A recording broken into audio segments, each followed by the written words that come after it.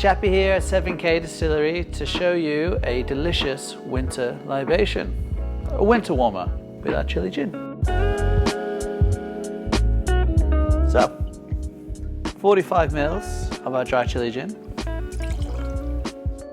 200 mils of boiling water, which I prepared earlier, some delicious Tasmanian honey, just a small teaspoon here. Give it a nice stir, incorporate the honey. We're going to add cinnamon stick, a little bit of spice, and of course what pairs well with our chili gin but a bit of orange. There we go. Some of you may know this is the lovely hot toddy. With our dry chili gin, it's our Chilli Toddy. Oh yeah,